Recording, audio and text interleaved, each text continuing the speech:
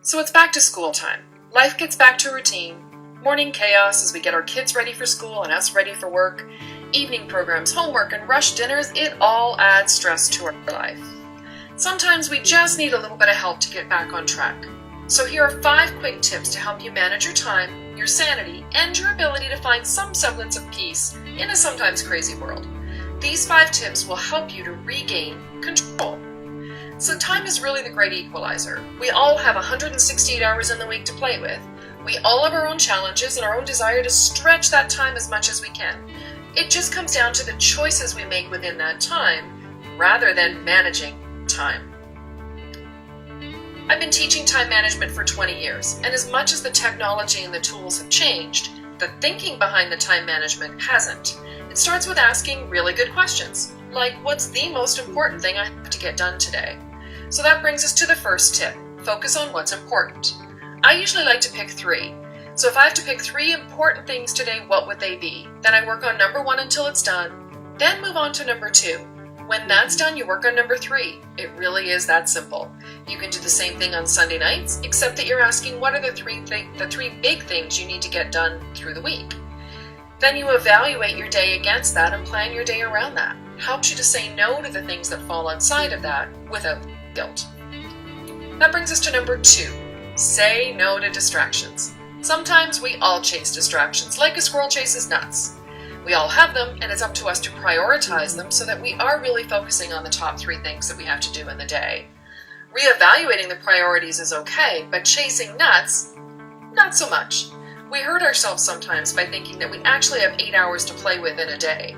And while there may be 8, 9, or even 10 hours in your workday, often we have only 2 to 3 hours of discretionary time. So plan what you can realistically do in those 2 to 3 hours, not the full day.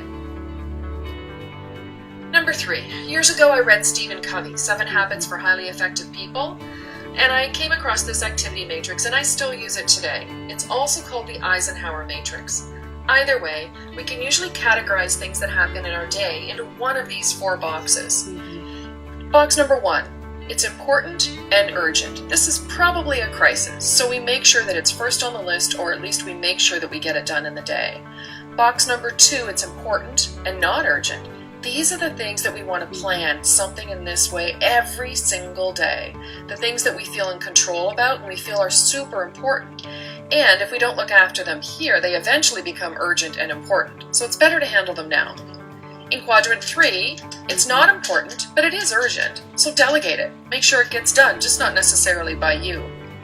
In quadrant 4, things are not important and not urgent. These are the busy work, escape activities, time wasters. Just eliminate these things without the guilt.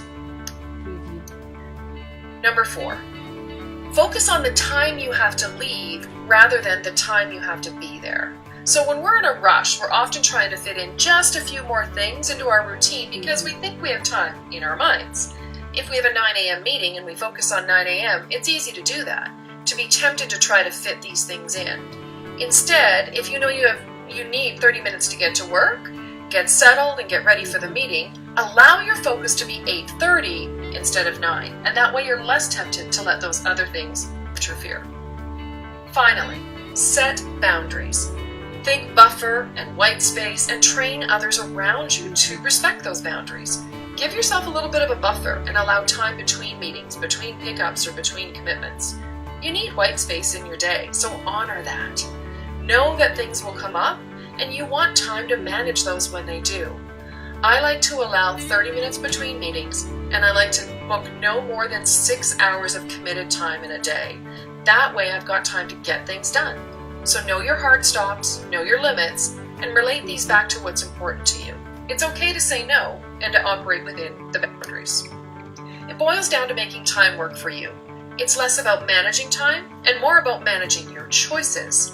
So spend some time trying to figure out what will work for you so that every day you're just running the system, not reinventing it. Happy Friday, and take care of you.